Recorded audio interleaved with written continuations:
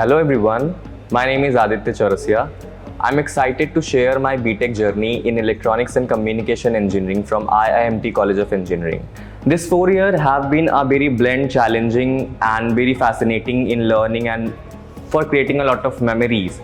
I still remember the day of IIMT College when I have stepped into the world of electronics. I have choose electronics because it's very fascinating to me, and that's why I have choose Electronics and Communication Engineering.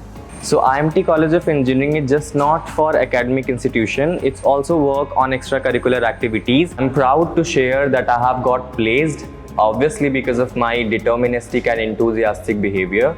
Also my faculty member and training and placement department helped me to shape for my career. As I reflect to my 4-year career, it really feels so grateful for me to join this college. Thank you so much.